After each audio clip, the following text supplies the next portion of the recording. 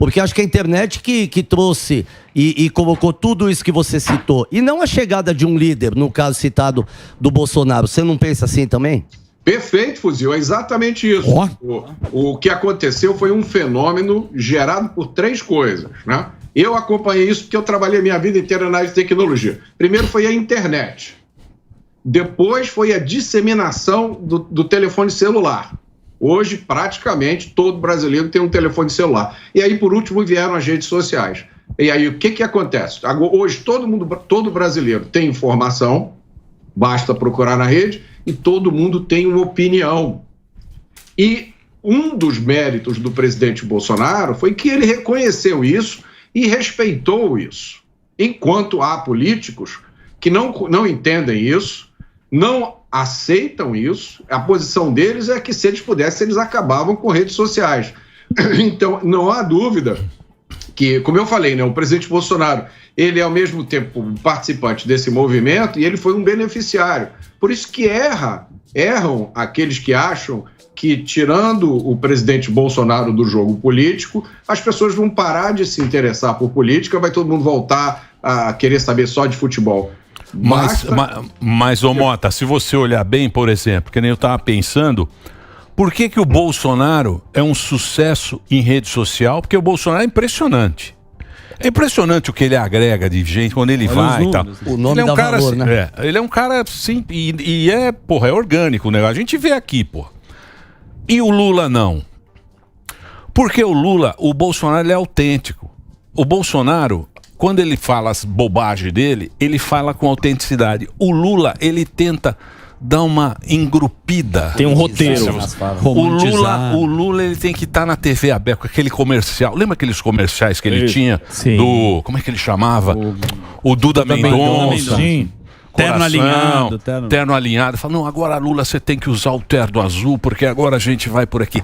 E a internet não compra. A internet gosta de autêntico. Então, o cara que é autêntico, ele vira na rede social. E o cara que mente, a galera não compra. É esquisito isso aí. Eu acho que é uma linguagem da própria rede social.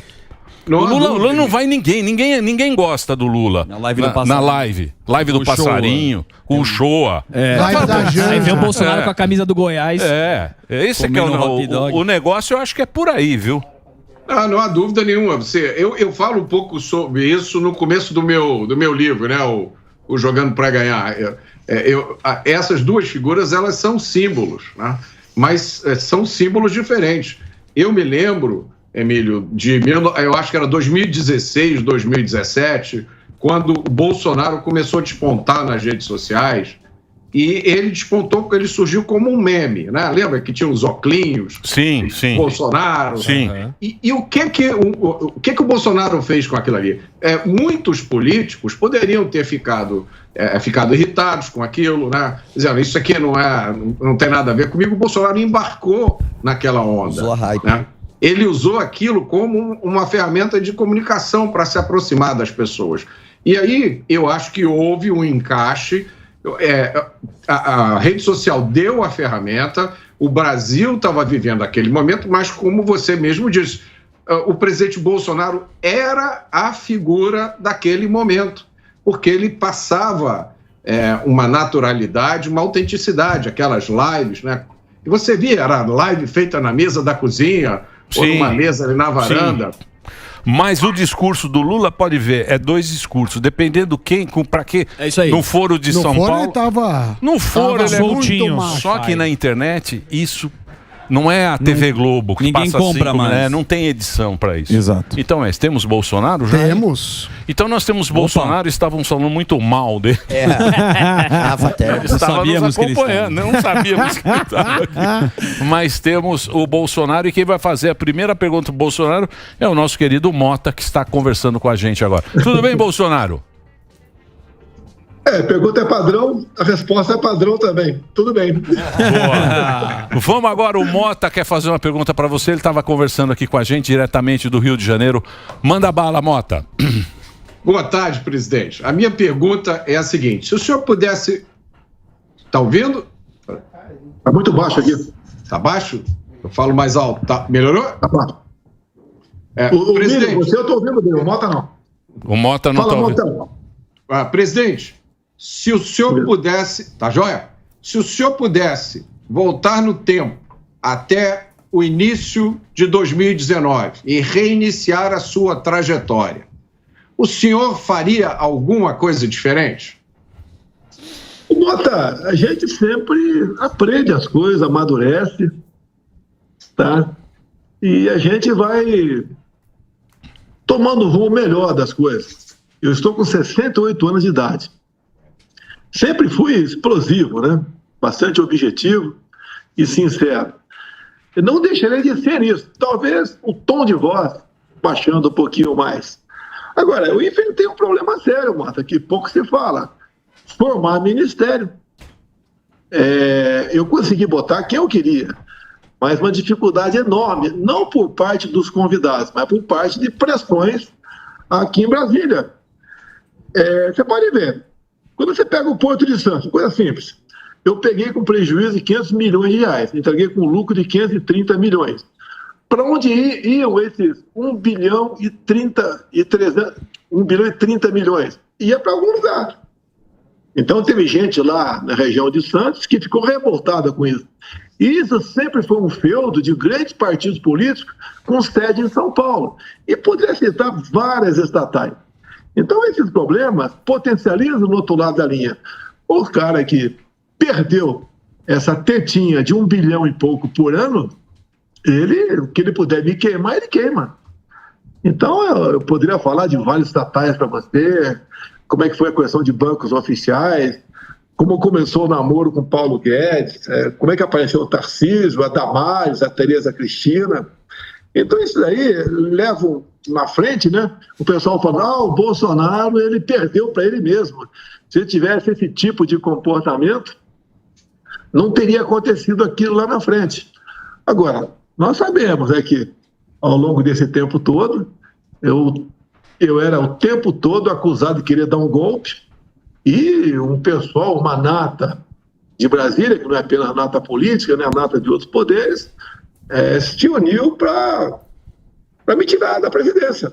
Porque o que eu estava fazendo, apesar da pandemia, apesar da guerra lá fora, da crise hídrica de 21, os números do Brasil, eu entreguei muitos melhores do que eu recebi lá em janeiro de 2019. Boa. Tá certo. Presidente, a gente sabe que é muito difícil andar as coisas, as reformas, e eu queria perguntar, qual foi a sua maior frustração? Porque teve tentativa de fazer reforma política, o próprio Paulo Guedes queria juntar os municípios, teve também a tentativa de fazer reforma tributária. Vocês fizeram reformas importantes, como a da Previdência, concluíram a da Previdência, mas teve alguma frustração grande, assim, que você falou, poxa, essa eu achava que sairia, assim, e acabou não dando certo? Olha, eu entregava os ministérios de porteira fechada para o ministro e falava, olha, qualquer problema é contigo, eu não vou pedir para botar ninguém aí. Uma exceção, por exemplo, pedir para a Tereza Cristina para botar o Jorge Seife lá na Secretaria da Pesca. Raríssimas exceções, tá? Então, mesmo assim, aprovamos vários marcos regulatórios, entre eles o saneamento. O modal ferroviário nós ressuscitamos, tá? Veio a BR do Mar, muita coisa veio, né? A lei da liberdade econômica. A cabotagem lá, A cabotagem. Nós somos o segundo país mais digital do mundo. Foi feito com a equipe lá do Paulo Guedes, graças à liberdade que eu dei para o pessoal trabalhar. Eu falava, né, vocês podem botar quem quiser e eu tenho o poder de veto, como aconteceu em alguns momentos. Eu chamava o ministro, olha, esse cara aqui não vai dar certo por causa disso. Até porque os ministros eram muito técnicos, não tinham malícia política nenhuma. Eles chegavam um picaretaço ali, né, com 2 palmos de lã nas costas, uma ovelha, e querendo compor o nosso ministério. Nosso ministério não dá para compor. Ou não bota esse cara, ou se tinha botado, tira. Então, esse foi a nossa relação com o ministro, que eu não faria diferente, velho. Talvez os ministros palacianos, aqueles 4 que tem lá na presidência do lado, eu botasse um perfil mais político, como, por exemplo, o Ciro Nogueira, né? Veio mais tarde no governo, mas fez um trabalho de relacionamento com o parlamento que não é fácil. Não é fácil conversar com o parlamento. São 594 deputados e senadores. Tá? Então, por aí. No resto, manteria praticamente a mesma coisa.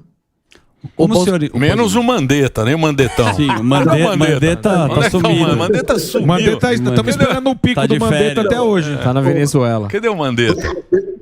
Emílio, esse pessoal que caiu o centro do cavalo, que tinha a pretensão de ser candidato. O Mandetta passou a ser aquele garoto propaganda daquela grande rede de televisão.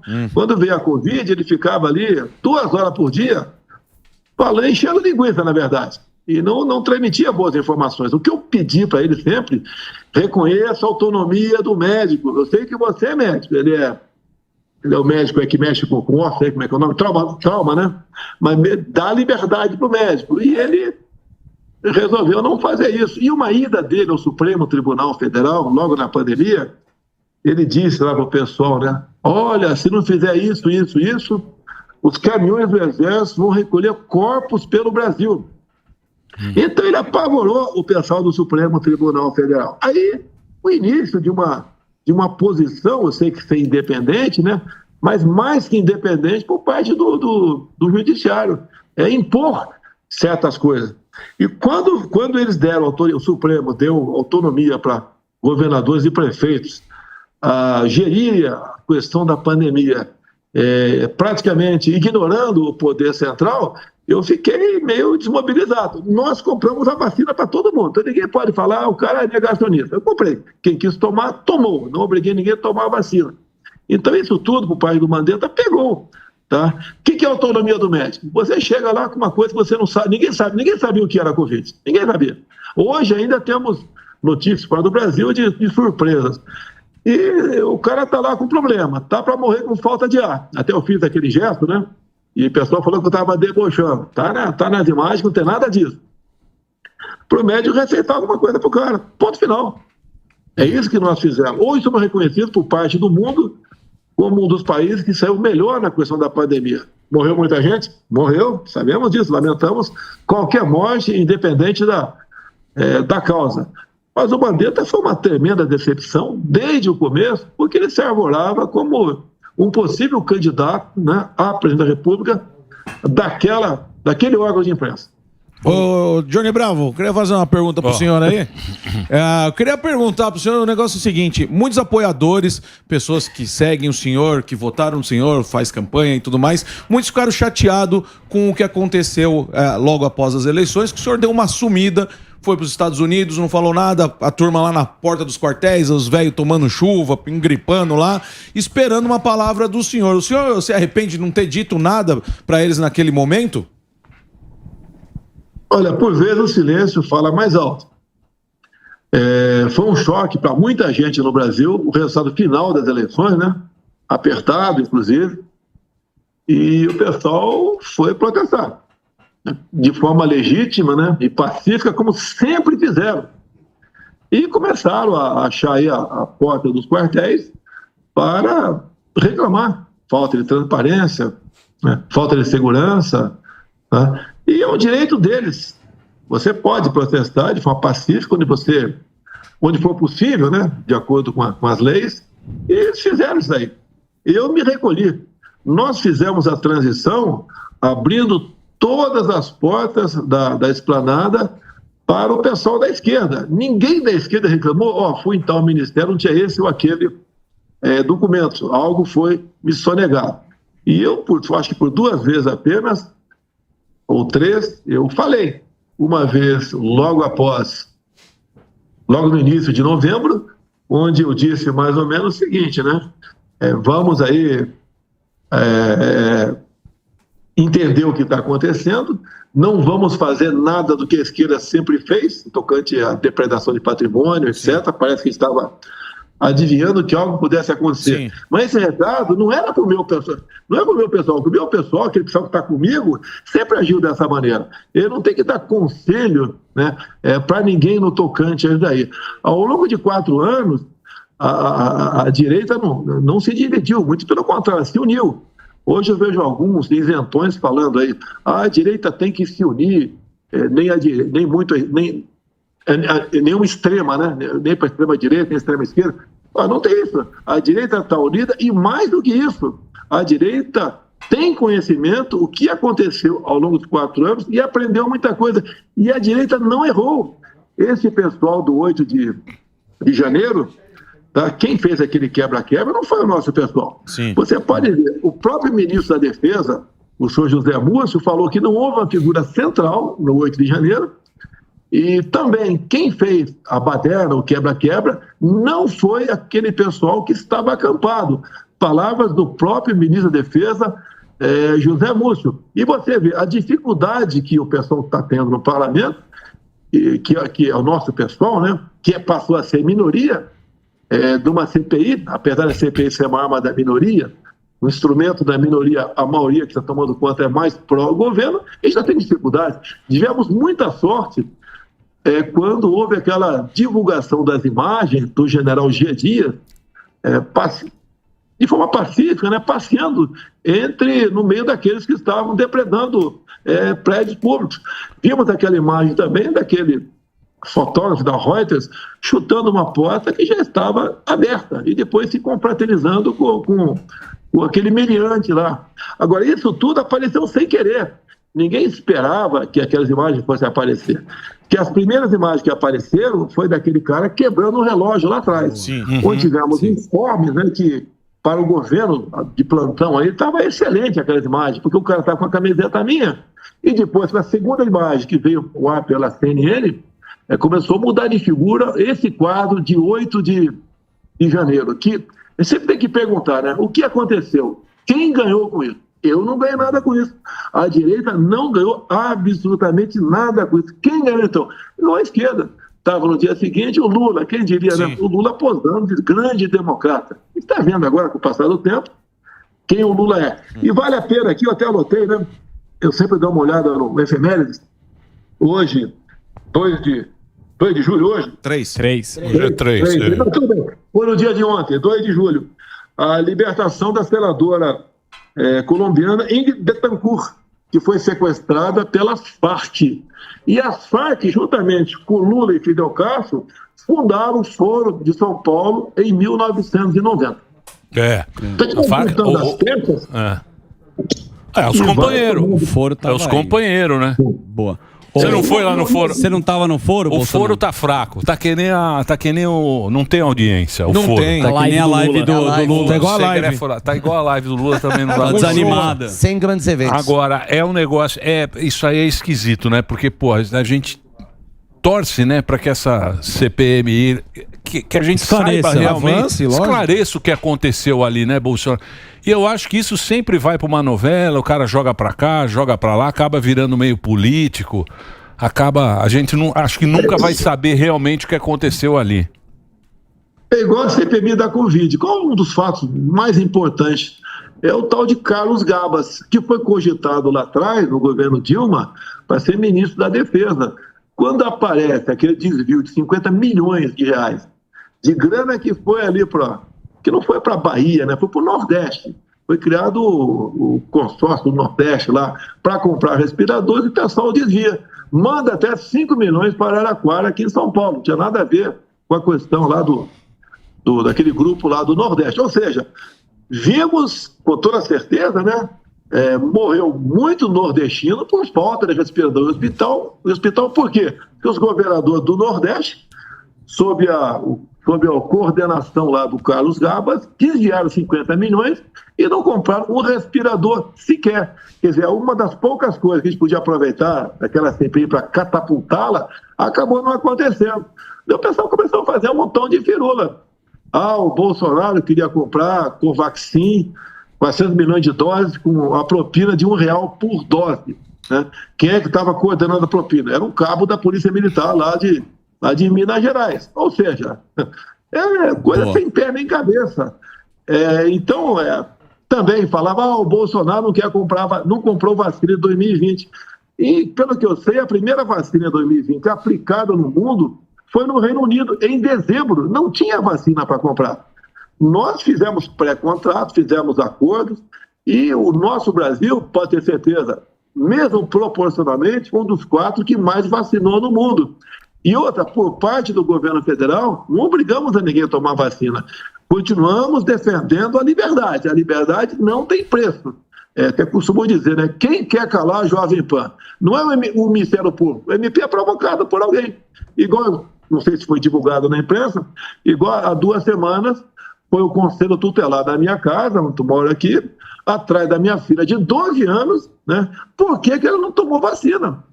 A mãe dela, acertadamente, estava em casa, mas deu uma invasiva e mandou me procurar aqui na sede do PL. Botei para conversar com os meus advogados. Ou seja, foi uma deputada do PSOL que provocou aqui o Ministério Público do DF e o Conselho Tutelar foi na minha casa. E a gente não vai falar de vacina, quando se fala de vacina, ele é negacionista. Quando se fala em urna eletrônica, ele é antidemocrata, né? Se você fala, por exemplo, daquele PL, da censura na Câmara, também. Você é a favor da balbúrdia, você é a favor de que matem crianças em sala de aula. O Brasil está um pouco de cabeça para baixo no tocante a isso. Eu podia estar calado agora, né? Porque agora, com todo respeito, nem mané eu sou, né? Porque eu perdi direitos políticos. Vocês, mané aí, da Jovem Pan, pode votar. Desculpa a maneira de falar com vocês, tá? Mas você pode até votar, eu nem mané sou. Boa. Eu não posso votar por um julgamento completamente sem pé nem cabeça, que se for possível a gente conversa sobre ele. Boa. Chegou o momento, Bolsonaro, de você abrir o seu coração, tanto tempo que você dá entrevista aqui, e aí você citou que você tem a bala de prata. Porém, você não vai dar a bala de prata para o resto da imprensa. Você vai abrir agora o seu coração e falar qual seria esta bala de prata. Seria a Michele Bolsonaro com a Tereza Cristina? Seria o Zema ou o Tarcísio? Porque você falou que é o JB, que é o Johnny Bravo. Você continua aí, mas a turma quer saber para onde a banda vai tocar de Jair Messias Bolsonaro. Que turma, hein, Bolsonaro? Que turma que você inventou, hein? Que turma que você inventou. Hã? Que turma. E aí, Bolsonelson? Olha, a cantada não foi o suficiente para eu te responder, tá? Tá faltando um pouco de aí. Eu vou fazer com mais melzinho. Não é justo aí, eu tô na UTI, eu não morri ainda. Alguém já vai querer dividir o meu espólio, tá certo? Agora, o que eu vejo aqui, nomes nacional, né? Não tem um nome ainda com conhecimento do Brasil todo para fazer o que eu fiz ao longo desses 4 anos. Nós ajudamos a surgir certas lideranças. Você vê o Tarcísio de São Paulo. Ele é fluminense, né? Carioca, na verdade, torcedor do Flamengo e governador de São Paulo. O Zema não se elegeu eu apoiando o Zema. O Zema teve o seu trabalho lá, um pouco o pessoal se voltou a ele contra o PT, dada onda contra o PT, que surgiu graças ao nosso aparecimento. Outros nomes, bons nomes, apareceram, mas não tem ainda esse carimbo, né, para falar para o Brasil todo, estamos juntos para 2026. Eu espero um pouco mais. Vão aparecer aqueles precoces, né, que vão, como já apareceu aí um precoce, falando que, olha, nem a direita nem a esquerda, vamos para o centro, vamos unir todo mundo. Eu vou para uma passagem bíblica, né? Seja frio ou seja quente, não seja morno. O momento que o Brasil vive não é você dar pancada, mas você tem que ter posição. Não pode ser aquele eterno vacile, não. Vamos agradar todo mundo. Isso não vai dar certo. Mas que momento o senhor vai anunciar, presidente? Porque assim, muita gente fica nessa esperança. Não, que nem o senhor disse, ainda não morri. Opa, vou guardar meu título então, posso votar nele. Mas que momento o senhor vai anunciar? Estou fora e a partir de agora vai ser este candidato? Olha, eu não vou dar conselho para ninguém. Eu aprendi desde cedo que mais importante do que você ter uma informação é saber como utilizá-la. Acontece muito no meio político aqui. O deputado ouve uma historinha no canto, vai lá para um lugar qualquer e liga para a imprensa. Isso não é salutar. Essa questão é muito grave. A gente está falando sobre o futuro, não é o meu futuro, que eu posso amanhã estar infartado aí, tá? Está completamente fora de combate. Mas é o futuro do nosso Brasil. O que eu conheci muito cedo que é a luta armada. Em 1970, eu estava lá em Eldorado Paulista, né, onde passou lá o bando do Lamarca. E um tiroteio na praça, feriu 6 policiais da Força Pública daquela época, feriu uma senhora também com um tiro na coxa. Depois ele fugiu numa estrada vicinal paralela à Régis Bittencourt, né, que une ali São Paulo e Curitiba, fez de refém um tenente Alberto Mendes Júnior. 2 dias depois matou a coronhada esse tenente, e depois ele fugiu e foi morto lá na Bahia. Então eu conheci muito cedo o que é o Exército Brasileiro naquela época, o que é a luta armada, o que eles se propunham. Eu lembro na cidade, né, de vez em quando chegava gente do vilarejo, né, do bairro chamado Barra do Braço, porque a fazenda Palmital era naquela região e pertenceu ao distrito de Eldorado. E lá eles comentavam na época, olha, o Lamarca, um cara tão bom, ele pagava R$200 a galinha pra gente. Eu estou atualizando o preço. Tá? Então esse é o tipo de trabalho que eles faziam. Mas como ele chegou lá? Né? Quem era o Lamarca? Contra o que ele lutava? O que ele queria impor no Brasil? Como é que pode alguém saído da Academia Militar das Agulhas Negras ter esse tipo de comportamento? Então ali eu fui conhecendo o que é o Exército Brasileiro. Depois eu prestei concurso para preparatório de cadete do Exército. Quando eu cheguei em Campinas, eu vi que tinha prestado o concurso para o local errado, né, porque já tinha o 2º grau, o científico. Daí no final daquele ano prestei concurso para a Academia em Resende, fui aprovado, um concurso nacional para 38 vagas. Fui aprovado, depois fui servir no Rio, e depois a grande experiência da minha vida. Como 2º tenente do Exército, eu fui servir em Niuaque, Mato Grosso do Sul, é tida como uma unidade de fronteira. E naquele tempo, quem ia para a fronteira é quem estava devendo alguma coisa. Eu lembro quando cheguei em Niuaque, os mais antigos que tinham lá, o linguajar foi mais ou menos o seguinte: ô tenente, que besteira você fez no Rio para estar aqui? Eu não fiz besteira nenhuma, quis ir para lá. E ali eu aprendi com aquele pessoal mais antigo, que alguns tinham errado, ou estavam pagando pelo excesso de buscar fazer a coisa certa também, conheci ter uma vivência melhor de Brasil. Por exemplo, olha uma coisa aqui, né? O meu filho mais velho, Flávio, nasceu dia 30 de abril de 81. Que data é esta? É a data da bomba do Rio Centro. Eu estava lá em Niuaque. E naquele episódio, no meu caso, discutir aqui, tinha um tenente do Exército, que é de nome Jair, que estava naquele episódio. Bem, onde começou a aparecer meu nome sem ter culpa de nada por aí. Tá? Mas a grande experiência de Niuaque me faz hoje em dia admirar aquele estado, deixei bons amigos lá. O meu primeiro suplente de senadora, Tereza Cristina, é o Portela. Ele foi meu soldado recruta em 79, lá em 80, melhor dizendo, lá em Niuaque. E lá aprendi muita coisa, até como não plantar arroz, né? Que eu plantei 60 hectares de arroz com mais 2 colegas lá e trabalhamos muito para perder pouco. Muito bem. Deixa só o Mota. O Mota está lá. Pode fazer sua pergunta, Mota. Presidente, o senhor foi o primeiro presidente, que eu me lembre, a falar de liberdade. O primeiro a dizer que o governo deve se preocupar com o cidadão de bem antes de se preocupar com o criminoso. O primeiro a defender um Estado menor com menos imposto e o primeiro presidente a defender o direito de autodefesa armada, que sempre foi um assunto tabu. O senhor acredita que essas ideias vão continuar a ser defendidas pelos parlamentares de direita? Vão continuar assim, Mota, eu tenho certeza disso. Não vou falar dos 99 do PL, mas um outro tanto, né, que se elegeu também ao nosso lado. Tá? Mas a grande maioria está com isso guardado em si. Você vê, há poucos dias o Supremo Tribunal Federal derrubou todos os nossos decretos sobre arma, dizendo que arma causa mais morte e mais violência. Se você pegar o número de mortes no ano 2018 e comparar com o número de mortes por arma de fogo em 2022, quase 30% a menos o número de mortes no Brasil. Então é sinal que a arma, com pessoa de bem, evita a morte. Alguns falavam que morte em domicílio ia aumentar, né? O marido querendo matar a mulher. Geralmente, né, nesses crimes passionais, o marido não usa arma de fogo para não chamar a atenção de ninguém, usa outros instrumentos. Bem, a arma está aí. A arma ajudou a gente pacificar o campo. Com a ajuda do parlamento, aquele cidadão que morava num sítio, numa fazenda, ele podia usar sua arma só dentro de casa, né? Era posse de arma de fogo. Nós conseguimos dar a posse de arma de fogo em todo o perímetro da sua propriedade. Então lá o fazendeiro, a senhora sitiante, podia montar teu cavalo, subir numa moto, numa bicicleta, a pé ou num carro e percorrer todo o perímetro da tua fazenda armado. Isso inibiu a violência no campo. É só ver os números. Foi lá para baixo, o campo vibrou com a gente. Não por causa disso apenas.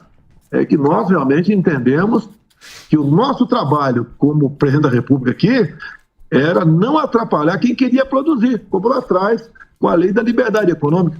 Eu acho que vale a pena falar, porque pouca gente sabe o que é a lei da liberdade econômica. Por exemplo simples, um cara queria vender um cachorro-quente na praça.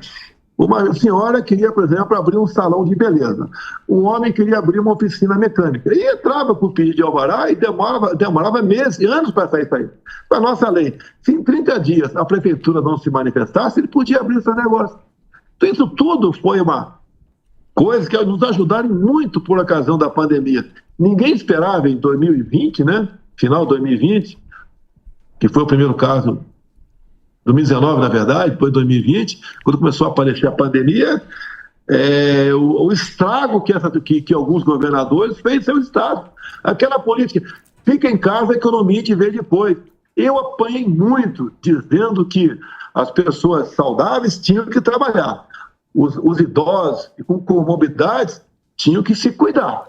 E apanhei muito por causa disso. Se não é a gente criar o auxílio emergencial, o Brasil... teríamos uma guerra civil, uma catástrofe do Brasil. Que nós descobrimos, Mota, que tínhamos 38 milhões de pessoas que eram informais, que trabalhavam durante o dia, muitos desses, para comer à noite. E quando foram obrigados a ficar em casa, em poucos dias ou semanas, eles iriam para as ruas, teríamos saques de supermercado, teríamos uma baderna no Brasil. Criamos o auxílio emergencial. E olha só, né, bastidores. Chegou um espírito de porco para mim, podia até estar bem intencionado, jamais vou falar o nome dele, e falou, vamos mandar o dinheiro para os prefeitos distribuir para o povo. Imagine como seria essa festa, por parte de alguns prefeitos, não de todos, obviamente. E criamos ali o auxílio emergencial, já tinha o Pix lá em forma, lá no Banco Central, já existia o projeto do Pix, lá na frente criamos o Pix. Hoje em dia, salvamos a economia do Brasil com o auxílio emergencial e o Pix foi uma grande criação que inseriu no mercado praticamente todo mundo. Hoje em dia, o que mais se fala é Pix por aí. Quem nunca tinha entrado num banco, algumas dezenas de milhões de pessoas, abriram sua conta e passaram a operar com essa nossa máquina de mexer com a economia, que alguns países do mundo querem esse Pix para lá. Eu não sou agora eu que estou tratando desse assunto, obviamente, né? Mas se querem é porque a questão é boa. E olha só, agora vamos lá. Durante o debate eu falei lá atrás que o outro lado ia taxar o Pix. O Pix hoje, a última informação que eu tive, né, é de alguns meses atrás, movimenta R$1 trilhão por mês. Imagine quanto esse governo agora quer nesse novo imposto digital, que é uma CPMF camuflada, quer meter a mão no bolso do povo e vai meter na mão no bolso, inclusive, daquele pobre coitado que vende água no sinal de trânsito. Bolsonaro. Companheirada, né, Bolsonaro? A companheirada. Companheirada gosta do emprego bom, carreta furacão. Vai ter que pagar, Bolsonaro. Você também vai ter que pagar esse imposto aí, ó. É breakzinho só para rede. Aliás, uma grande audiência. Sim. Deixa eu só fazer um break rapidinho para nossa rede de rádio. Estamos conversando aqui com o Jair Messias Bolsonaro no @Jair Messias Bolsonaro no Instagram dele, ex-presidente Bolsonaro nas redes conversando com a gente. Vai lá, Reginaldinho. Ô, Bolsonaro. Pois não, professor. Hoje você publicou um artigo que no Twitter que a Dilma convidou embaixadores estrangeiros para um evento em seu apoio. Está publicado. A revista Oeste já também replicou. E tem um projeto de vários deputados, se eu não me engano são 65 ao todo, querendo anistia. Eu pergunto, você acha que tem chance de reverter essa situação? E emenda se você tem medo de ser preso em algum outro tipo de processo. Começando pelo final. Preso por quê? Só se for na parte da arbitrariedade. Sim. O que não é novidade aqui no Brasil. Nós temos umas 300 pessoas presas no momento. Eu tenho 3 pessoas ligadas diretamente a mim presas. É o Coronel Cid, é o Capitão Cordeiro e o Sargento Max. E não cabe prisão preventiva para esse. Tanto é que na época da prisão lá desses 3 auxiliares meus, o Ministério Público foi contrário à prisão. E agora, semana retrasada, o MP foi favorável à liberdade dele.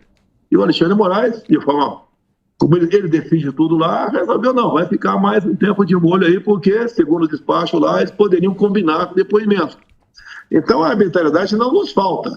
Como o caso aqui do 8 de janeiro, onde bateu-se um recorde, né? Mais de 1.000 pessoas presas no mesmo dia. E atualmente temos quando eles quiserem, não custa nada. E agora está naquela história. Vamos pegar os financiadores do ato. Oh, meu Deus do céu, que financiador? O próprio, repetindo aqui, o ministro da Defesa, José Moço, disse: quem fez o ato de vandalismo não foi o nosso pessoal, que nunca tocou fogo numa lata de lixo, nunca quebrou uma vidraça ao longo desses, não digo 4 anos, desde 2013, quando a direita ia para a rua, o comportamento era simplesmente exemplar. Exemplar. Tanto é que os Black Rock lá acabaram até infiltrando, e com o tempo eles ficaram de fora desse movimento, que viu que não tinha espaço para eles. Tá? Então você perguntou a questão de prisão. Prisão por quê? Quem queria dar um golpe? Que golpe é esse? Num domingo, meu Deus do céu. Um golpe tem um objetivo, tem conspiração, tem a sociedade envolvida, tem Forças Armadas, tem tudo envolvido. O que tinha envolvido nesse 8 de janeiro? Nada. E aquela velha pergunta, né? Quem ganhou e quem perdeu com isso? Perdeu a nossa direita. Mas graças ao conhecimento deles, tá? Se mantendo unidos, se informando, nós fomos ganhando força. Tive há poucas semanas, encontrei com um homem lá no meu condomínio, de uns 40 anos de idade, e falou que estava cuidando dos filhos sozinho. Eu perguntei, ficou viúvo? Não, minha esposa está presa desde 9 de janeiro. E assim tem vovôs, tio, chefe de família. Aí se fala em democracia no Brasil, pelo amor de Deus. Pelo amor de Deus. Não é democracia nem aqui, nem na China, né? Na China. Mas tudo bem, vai enfrentando esses problemas, serve isso tudo como uma vacina, né? Para todos nós, porque quem está em jogo não sou eu, não são vocês aí da Jovem Pan que estão me entrevistando agora, é o futuro do nosso país. E tem certas coisas que depois que você ultrapassa aquela linha, você não volta mais. O Lula agora, ele bate no peito, né? Tenho muito orgulho de ser comunista. Tá? Nós sempre, historicamente, combatemos a família, os valores. Faltou ele falar a propriedade privada, que é uma grande verdade, que ele nunca teve qualquer amor ou respeito com a propriedade privada. Essa minha passagem nos Estados Unidos, o que serviu? Primeiro que eu não conhecia com profundidade um país como aquele, né? 3 meses conhecendo aquele país. Cheguei lá em janeiro, conversei com um montão de gente, tá? E até com banqueiros, né? Um brasileiro lá, me dizendo, nunca vi tanto dinheiro vindo do Brasil para cá. Nunca o mercado imobiliário esteve tão aquecido aqui na Flórida como depois do segundo turno das eleições do ano passado. O povo está com medo. E as ditaduras, né? A ditadura light agora, aquela democrática que a gente viu aí, algumas pessoas discutindo sem o devido respeito e profundidade, começa assim. Quando vê, você está amarrado, você não consegue fugir mais dela. E o Brasil, infelizmente, está nesse caminho. Os números da economia, ainda os poucos bons no momento, é do reflexo do nosso governo do ano passado. Entregamos um Brasil com superávit. O cara, quando assume, ele arromba os cofres de quase 200 bilhões de reais para o seu pacote da bondade. Eu tive há poucos dias uma pessoa aí, estava embarcando em São Paulo para cá, ele já tinha conversado comigo, não me lembrava, representa os brinquedos do Brasil. Ele falou, nós já fechamos 8.000 vagas do Brasil só de brinquedo. E assim está caminhando o Brasil ladeira abaixo. Ao próprio dados do CAGED, né, que é aquele emprego e desemprego no Brasil, o último divulgado foi 44% menor do que o mesmo período do ano passado. Ou seja, o pessoal puxa o freio de mão e não investe mais. Propina, já se ouviu falar propina aqui na Esplanada, não se ouvia falar isso aqui. Olha o perfil dos atuais ministros. Olha o perfil dos meus ministros. A diferença enorme que existe entre eles. Turma, não quero chamar todo mundo de propineiro, picanheiro, não, tá? Mas, de muitos, a conversa é só na base de o que tem pra gente aí. A turma é ruim. O melhor é o Jaiminho. Mauro Jaiminho é o Shampoo. craque. Mauro Shampoo. O Mauro Shampoo. É o craque do pior time do mundo. O craque do Ibis, né? Sim, Mauro Shampoo. O Mauro Shampoo é o É a nossa esperança. o craque é o Jaiminho. Pra você ver. Ô Bolsonaro, a questão que a gente estava falando aqui, você estava falando que foi chamado de antidemocrático, tudo mais, a gente sabe os adjetivos pela esquerda, mas o fato é que a propaganda deles acabam pegando. Como é que fazer algo contra esse tipo de propaganda, que o senhor é antidemocrático, já foi nazista, homofóbico, misógino, para também os outros os futuros apoiadores seus, esse rótulo, ele vai colar? Como faz para desfazer essa propaganda? Porque aí o senhor fica tão perigoso que aí é melhor você ser tirado do jogo, porque assim fica melhor para a democracia. Olha, se você pegar a minha votação, essa você pode acreditar, eu tive 58 milhões de votos. Essa votação aí é cristalina nossa.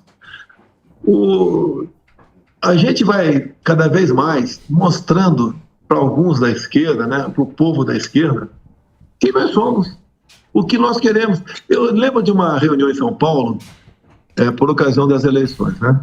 Era uma nata do empresariado. E ali a gente ouvia falar, estou investindo nesse setor lá em tal estado, tantos bilhões para cá, bilhões para lá, e eu ouvindo o pessoal falar, né? E em dado momento um perguntou, como é que a gente pode te ajudar? Isso agora, no ano passado. Lógico, você fala bilhões para cá, é natural você falar, eu quero 300 milhões de reais. Né? Dá para sacar isso do fundo do baú? Mas não falei isso. Eu, quando o pessoal estava falando, peguei um assessor meu, mandei na cozinha, e quando eu mandei o pessoal da cozinha vir falar comigo, eu trouxe umas 10 pessoas da cozinha. E daí falei, o que eu preciso de vocês é que converse com essas pessoas. Não é como um falou aqui, eu vou juntar da minha empresa agora, 300 funcionários e dar um recado para ele. Não é isso aí, tem que conversar no dia a dia. Como é que eu tenho informações? Você lembra daquela reunião dita secreta, né, que eu divulguei porque falavam ali que ali estava a prova que eu interferia na APF. Tinha nada daquilo. E ali tiveram 29 palavrões ali. E o que eu falei da inteligência? Lamentavelmente, as inteligências do Exército, da Marinha, da Aeronáutica, da Polícia Federal, da BIM, não serve para a gente. Não serve. Eles guardam inteligência para eles. Então, quando eu falei que eu tinha minha inteligência particular, não era minha particular contratada por ninguém. É gente que eu deixei de amizade ao longo do tempo, que eu ligava para essa pessoa, o que está pegando aí? Ou então, elas ligavam para mim, que a minha rede de zap aqui, lamentavelmente, meu telefone está com a Polícia Federal, né? Lamentavelmente. Não foram na minha casa atrás do cartão de vacina, foi para pegar meu telefone. Também, o telefone do CID era bisbilhotado. Desde 2021, questão de segredo de Estado, que ia ficar comigo e com os meus ajudantes de ordem, acabou vazando para outras pessoas. Não sei o que as outras pessoas fizeram com esses dados todos, mas nós enfrentamos tudo isso aí. Tá certo? E perdi o fio da meada um pouquinho aqui. O que eu tenho para falar para o pessoal que está nos ouvindo aí, que deve ter uma audiência muito, muito grande, e obrigado a vocês ali, é que nós estamos unidos, nós sabemos que tem que ser feito, nós vamos continuar lutando. Vou ser preso? Não, pelo amor de Deus.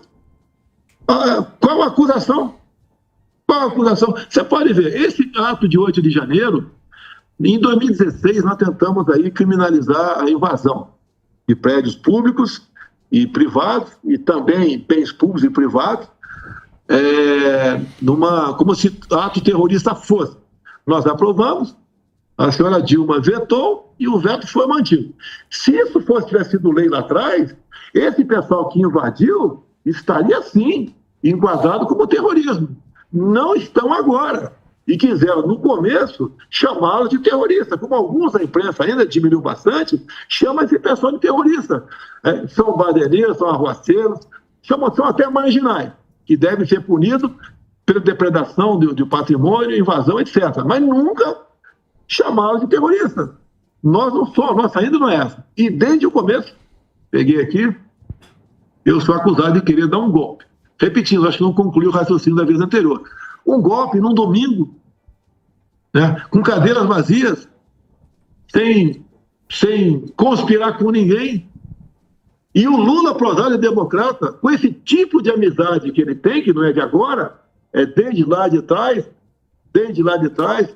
tá, quando ele chefiava aí sindicatos por aí, né, e era um X9 sindicato, tá, desde aquele tempo eu te conheci o Lula. Então, democrata, jamais. Ele não tem competência para fazer um bom governo, não consegue entender.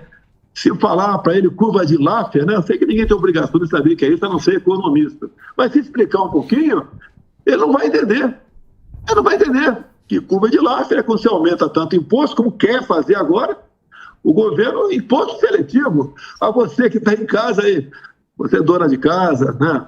Cidadão, tá? Os impostos da cesta básica vão subir assustadoramente. Alguns locais vão passar de 150%. Ele quer cobrar de todo mundo, como tiver fumaça aí, para taxar o PIX.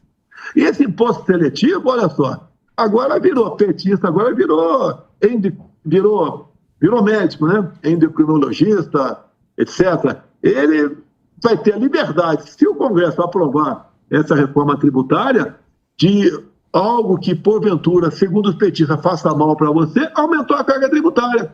Aumentar a carga tributária da Coca-Cola, da Tubaína, da Pepsi-Cola, dos açúcares, refrigerantes, a cerveja com toda certeza, pinga não, né, que pinga vai bem para ele, mas cerveja vai aumentar o imposto, e também o que faz mal para a terra, ou seja, qualquer atividade que tem emissão de carbono, tá com uma vaca, né, ela gera carbono, que é o imposto. Vai aumentar, vai aumentar o imposto da picanha de vocês. Vocês nem tem picanha hoje em dia e já vai aumentar o imposto disso. Tem que ficar. Mais ainda. Tem que ficar ligado. Pode completar. Querem enfiar ali o imposto da herança. Pô, o cara tem um patrimônio de R$1 milhão, vamos supor, se ele morrer, a viúva vai ter acesso àquilo aos filhos se pagar X% de imposto, senão é do governo. Ou seja, essa reforma tributária, né, que eu peço para você que tem contato com o parlamentar, liga para o teu parlamentar para não aceitar nada. Essa reforma tributária é uma pancada no capitalismo e um fortalecimento no socialismo. É aquele comunismo sendo trabalhado a conta-gotas. Tá? Esse é um balde de água, né, favorável ao socialismo no Brasil. E você sabe que o Lula não tem qualquer simpatia com o capitalismo, né? Ele quer, e muito menos com a democracia. Tanto é que, por ocasião das eleições, eu fui proibido de vincular a imagem do Lula com o nosso querido Daniel Ortega, lá da Nicarágua, que prende padres, que expulsa freiras, que faz barbaridade lá. Então, isso daí o povo, cada vez mais, vai acordando, a direita está unida. Quem aparecer falando que vamos unir a direita, pessoal, afasta esse cara. Esse cara é um isentão, é um vaselinão, e está afim de ter um ganho político em cima de vocês, nada mais além disso. Tem que ficar ligado aí no tal do imposto do pecado. Esse é que é o... Porque o imposto verde. Não, esse é o imposto verde. Cuidado com esses nomes, parece ser bom, mas vem na nossa... Só do nosso, velho. E vai aumentar imposto? Vai, o Bolsonaro. Não tem jeito para pagar a turma. Você viu os companheiros? Você viu, aumentou o trabalhador só com funcionário público. Aumentou o trabalho. E teve gente que desistiu de pedir emprego. A gente mostrou na última plenária contínua que o que cresceu foi funcionário público. Funcionário público aumentou aí. Não é maldade da nossa parte. Eu fui o primeiro governo que peguei um teto de gasto. Então não podia inventar concurso público. Nós fizemos para a Polícia Federal, Polícia Rodoviária Federal e mais um outro perdido por aí. Porque a verba estava curta. Não adianta você ter um montão de servidor ganhando mal. E o Brasil tem que ter quanto mais iniciativa privada, melhor. Tá? E agora nós vimos que o governo está abrindo as porteiras aí para vários concursos. É bacana, o concurseiro fica feliz, legal, mas isso pode colapsar mais tarde. E isso é ruim para todo o Brasil, né? Vai colapsar. Em algumas questões, você tem que ter um serviço público, não é serviço público zero, não. Você tem que ter o serviço público, tem que ter algumas estatais, tem que ter, no meu entender, o Banco Brasil, uma Caixa Econômica Federal, a Casa da Moeda, houve uma tentativa de venda, eu abortei essa questão. Tá? Agora, em grande parte, você tem que privatizar até para evitar. Quando o governo deixa, como eu deixou, vem esse pessoal da esquerda, né, com aquela voracidade enorme, para ocupar os cargos em público, o cargo público com a companheirada. Você pode ver, até lá na nossa Apex, o cara indicado para a Apex, apesar do estatuto dizer que tem que falar fluentemente o inglês, botaram lá um ex-governador que não fala nem o português. A Petrobras já liberou o Odebrecht, já está tudo liberado. Nada aconteceu. Agora, Bolsonaro, você é o cara agora que está fazendo. Pô, você fez muito candidato aí, né? Sim. Muito governador, muito senador, muito deputado. Agora tem as eleições municipais. Boa. São Paulo, você vai em quem? Boa. Ó, que pergunta difícil. Vai dar uma sabonetada ou não? Não. Sim. Eu sei que o Salles andava por aí. Sim. O Salles tem um pavio muito curto. Ele vinha sempre aqui, não veio, desde o último episódio, não veio mais aqui, né? O Salles, eu vejo um cara com muita qualidade, eu vejo o Salles com muita qualidade. E eu falei pro Salles, a definição é em março do ano que vem, vai devagar. Que todo mundo que sai na frente, leva a pancada, além do previsto. Né? E eu lembro que teve uma reunião de uns 40 dias atrás, 50 em São Paulo, com os empresários. Estava o atual prefeito ali, e a reunião foi muito boa, né? Bastante bem à vontade. E, dado momento, um perguntou: você vai apoiar a reeleição aí, o Ricardo Nunes? O atual prefeito que está aí, né? Eu falei: vamos ter que tomar muita tubaína junto. Deu uma ensaboada. Ensaboada. Agora, não deixei de falar que é possível conversar com o Ricardo Nunes. E mantive a porta aberta com o Salles. Agora o Salles foi para o tweet dele. Sim, tá bravo. Chutou a barraca, pau da barraca, quem estava fora da barraca, chutou todo mundo. E daí eu puxei meu freio de mão. Então, o que eu vejo em São Paulo? Tá? O Nunes aí, quem vai decidir não sou eu, né? Está no MDB. E nós combinamos aqui com o presidente do partido, entre outros. A gente conversa com a bancada antes, bate um papo com os deputados, senadores. Se a gente tiver um candidato nosso, com chance de ganhar, a gente vai com ele. Até o momento não apareceu, com todo o respeito que eu tenho ao Ricardo Salles. Tá? Não apareceu. Então, há uma tendência hoje em dia de ficar com o Ricardo Nunes. Essa é a tendência natural. Está batido o martelo? Não está batido o martelo. Até porque eu sempre digo, olha só, bom ter tomado conhecimento disso. Em algumas questões aqui, eu tenho conversado com o presidente do partido e eu falo que a adesão final é dele. Afinal de contas, eu sou apenas um presidente de honra aqui. Eu sei o meu lugar e sei o que é hierarquia, sei do meu tamanho também, alguns falam isso, tem que se impor. Não vou me impor. Nós vamos tentar negociar um nome que eu acho que o pior que pode ocorrer para São Paulo é esse invasor de domicílio aí chegar a ser prefeito. O que você achou do Datena junto com o Boulos naquela reunião lá? Você acompanhou ou não? eu vi, né, pô? Pelo amor de Deus. Cara. Me ajuda aí, velho. Dispensa comentário. Tá de brincadeira. Querer na tela aí, ó. Ô, Bolsonaro, você acha que os caras... Porque estão dizendo aí que essa eleição vai fazer muito direita, de prefeito, de vereador. Dá uma resposta. Diz que vai ser a resposta aí. Diz que o povo vai dar a resposta de tudo isso que aconteceu agora para a prefeitura. Mas normalmente, quando é eleição de prefeito, não tem muito isso, né? Não tem muito. Reforma tributária tira dinheiro. Mas diz que agora vai ser... Você acha que vai ser assim? Olha só, o local onde tem televisão, como São Paulo, o PL ajuda porque o nosso é o maior tempo de televisão. Nos municípios menores, isso não influencia. Não é porque não tem televisão, todo mundo se conhece. Agora, há uma tendência, até em municípios menores, o pessoal procurar o PL. Por que o PL? Porque tem uma base. Qual é a base nossa? Deus, pátria, família, liberdade, né? propriedade privada, legítimo direito à defesa. Você começa a formar o deputado, o governador, lá embaixo. Eu fui vereador no Rio de Janeiro. Então, ele tem uma base, né, que chama a atenção do pessoal. Tá? É o Partido Cristão, é um partido que, acima de tudo, ama a sua liberdade. E eu falei muito sobre isso ao longo desses 4 anos, arrastando multidões pelo Brasil. Multidões, tá certo?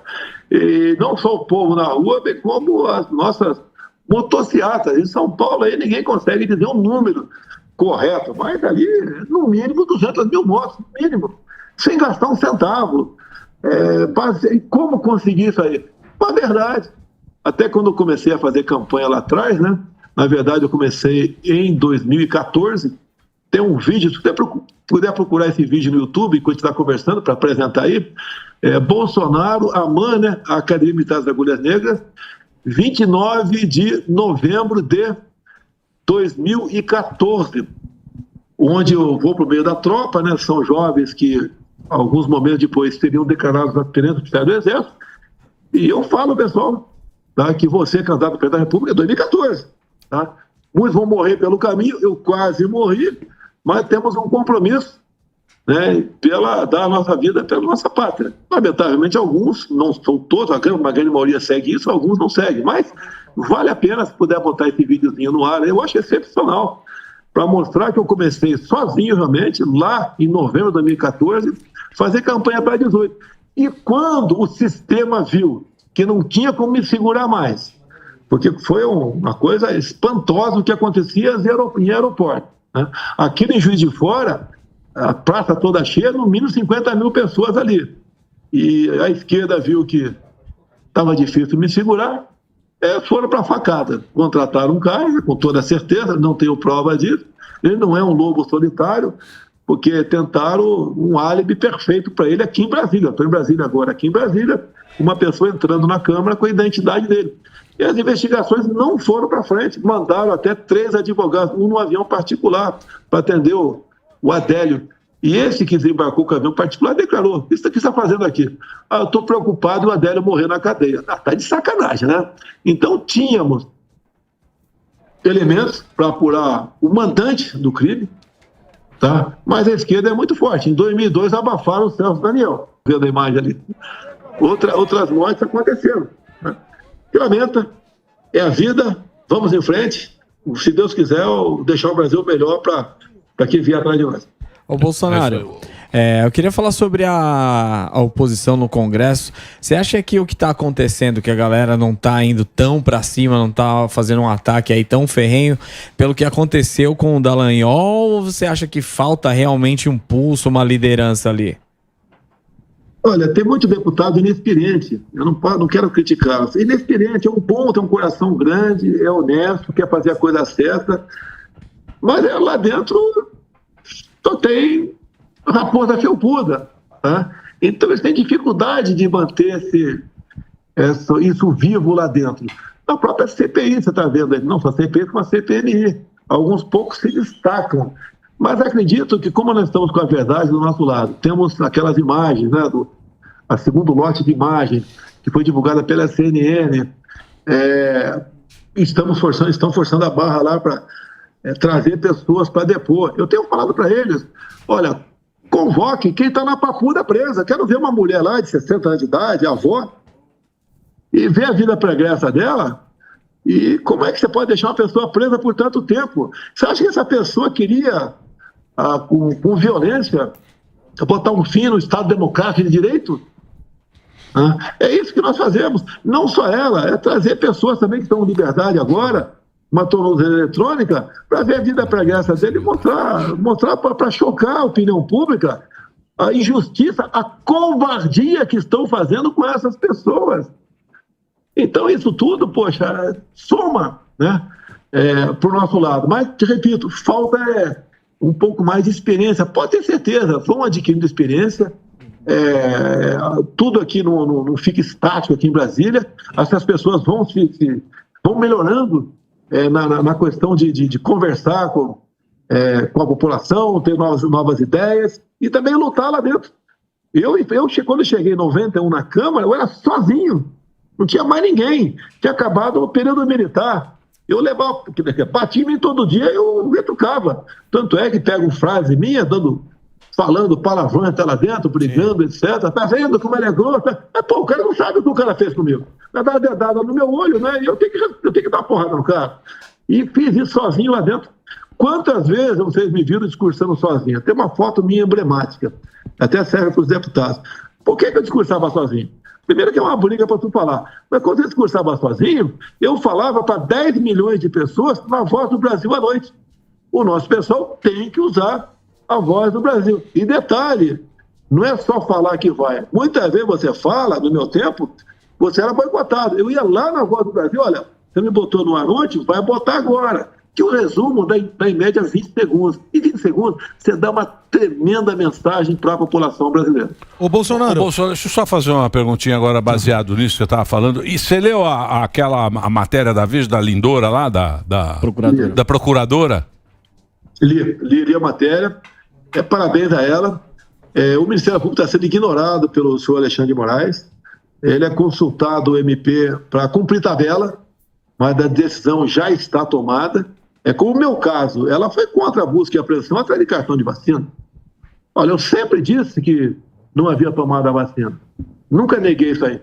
E outra coisa, no meu depoimento, olha só, eu perguntei para quem está me interrogando lá, né? Vocês estão apurando o cartão aí de São Paulo? Cartão não, é aquela vacina em São Paulo, qual bairro que foi lá, meu Deus do céu? É um bairro em São Paulo? Não estão apurando, mas peraí. Quem me inseriu no sistema em São Paulo foi o e-mail lula@gmail. Por que não estão investigando? Ele está investigando apenas o outro. E outra coisa, a investigação começou com o Wagner Rosário, chefe da CGU, não foi com o PT, não foi por iniciativa própria da Polícia Federal. Tá? Então, você vê que é conduzido, prende as pessoas. No começo, o Cid, que eu já falei que para mim ele é um filho para mim, porque ele é um filho de um colega da minha turma, e esse é o nosso tratamento. E ele foi excepcional comigo lá dentro.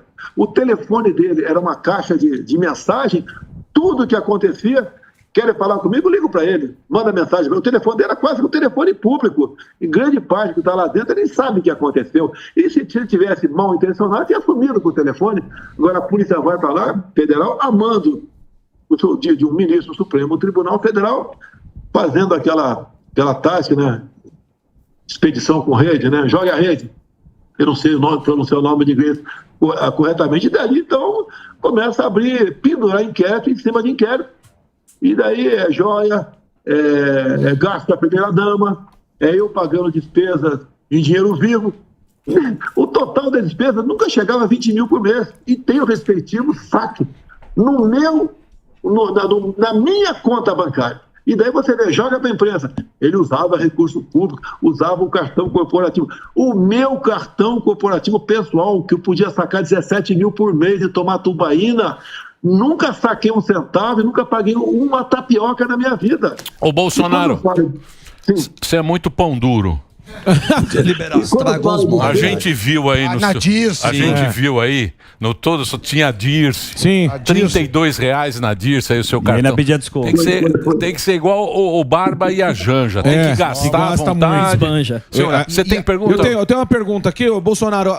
A galera agora, depois de toda essa questão aí da inegibilidade, tá falando assim, sem Lula não tem Bolsonaro, sem Bolsonaro não tem Lula. Eu queria saber do senhor se o senhor acha que a esquerda vai fazer, já está fazendo, inclusive com o Zema, que o Zema postou uma frase do Mussolini, a esquerda já está querendo demonizar ele, já que ele é um nome aí que está sendo ventilado talvez para 2026. Você acha que a esquerda precisa de um novo fascista, um genocida novo, assim como fizeram com o senhor, não? Eu não vou dar conselho para o Zema, tá? Eu gosto dele, eu acho que fez uma boa administração, está fazendo uma boa administração em Minas Gerais, mas quem queimar a largada agora vai levar tiro de bazuca no lombo o tempo todo. Sim. Qualquer palavra errada, pronto.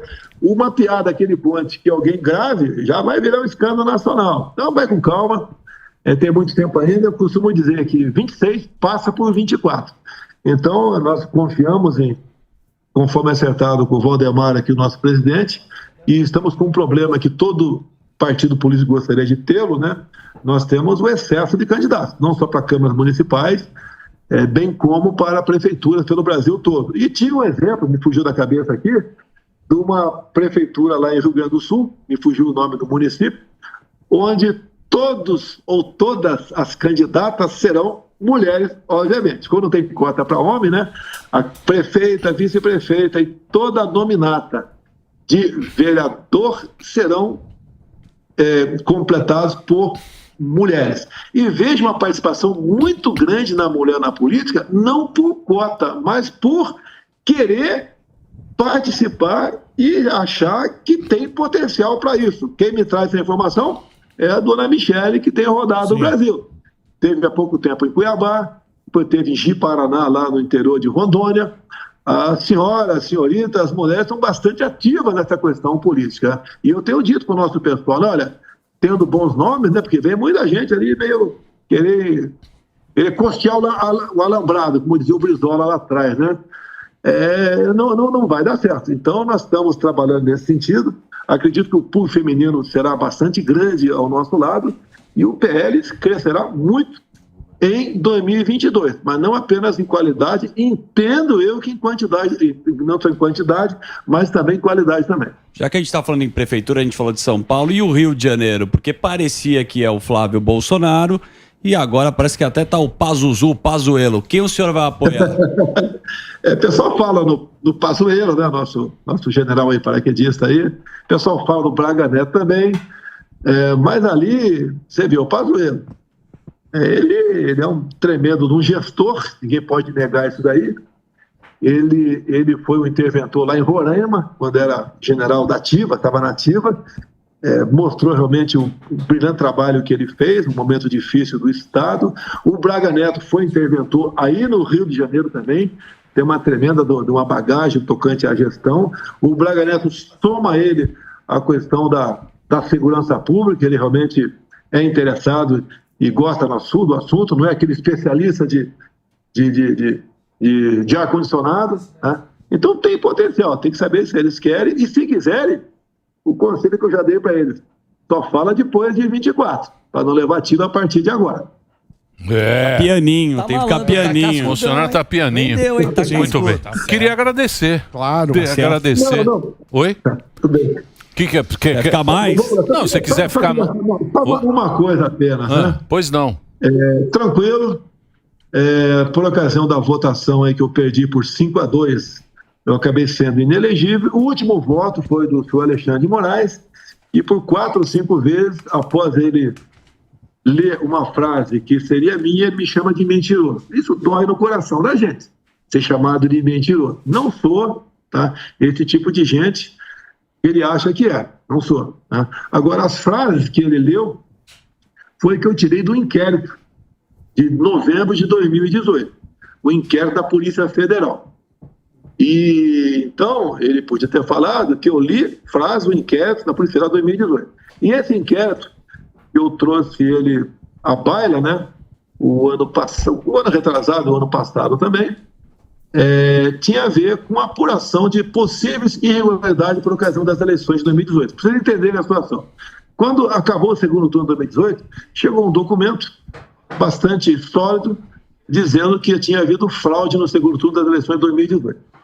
A presidente do TSE é a senhora Rosa Weber. Bem, se houve fraude, fraudou quem ganhou. Ninguém vai fraudar para perder. Ela determinou a abertura de um inquérito e a PF teve carta branca para adentrar o TSE e lá colheu documentos, tudo que foi possível. Inclusive pedidos de informações, e o TSE informou, assinando embaixo, o que aconteceu lá dentro. E ao divulgar isso aí, na época o TSE falou que eu estava divulgando um documento confidencial. Isso sim é mentira, porque o próprio encarregado do inquérito, que entregou esse inquérito para o deputado Felipe Barro do Paraná, disse que não era sigiloso. Tá? E depois também a Corregedoria da APF também disse, como estava em jogo o nome do delegado que entregou o relatório, né, que entregou o inquérito, que não era confidencial. E assim mesmo, a Procuradoria da Câmara dos Deputados, como envolveu o deputado, também emitiu um parecer que aquele inquérito não era sigiloso, não tinha qualquer grau de sigilosidade aquele documento. Bem, depois que eu divulguei, daí sim ele passou a ser sigiloso. E é um inquérito que está para apurar possíveis irregularidades, o português mais caro, fraude, em 2018, que está aberto até hoje. Agora, se nada se tem a esconder no TSE, sem querer afrontar ninguém, até porque eu sou carta fora do baralho, eu pediria, não vou pedir para o senhor Alexandre de Moraes, porque não vai me atender, mas ele poderia tirar o sigilo desse inquérito, eu não revelei nada do que tinha lá dentro agora, até por respeito ao novo sigilo que existe lá dentro, ao novo não, o novo sigilo, no passado não era sigilo, para que todos vocês da imprensa tomem conhecimento do que está naquele inquérito.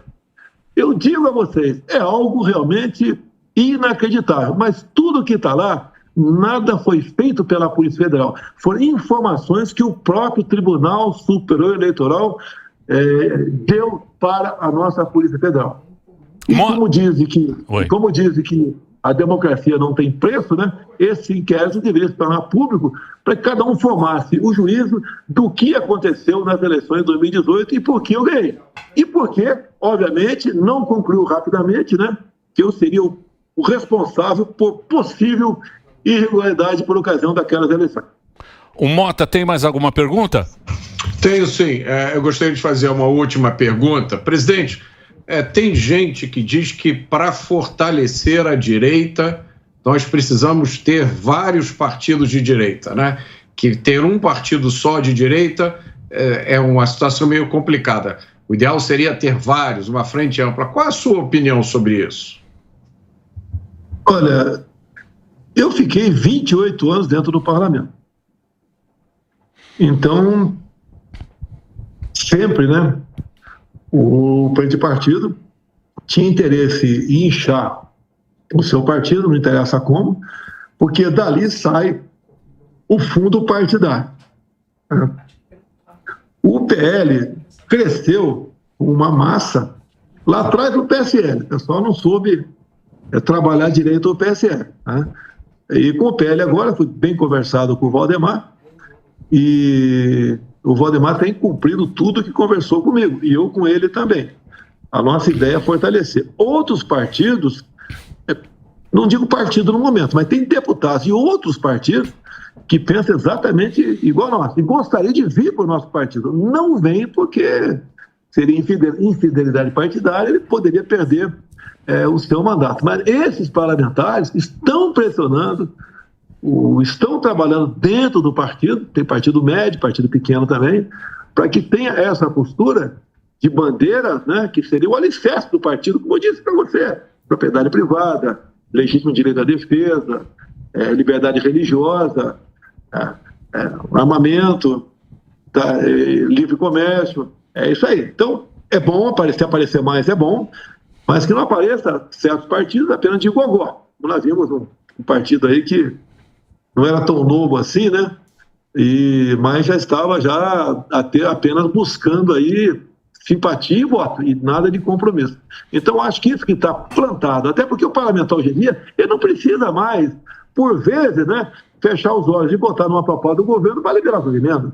Um deputado federal tem quase 40 milhões por ano em emendas impositivas. Um senador, o dobro disso. Lá no passado, muitas vezes o parlamentar era obrigado a se prostituir, tá? Votando coisa que ele não queria com o governo, para poder liberar suas emendas. Por isso que eu espero, né, e vou trabalhar com o Valdemar, vou trabalhar com o nosso líder do partido dentro da Câmara, para a gente não deixar aprovar essa reforma tributária, por mais que o governo queira oferecer qualquer benefício para quem quer que seja.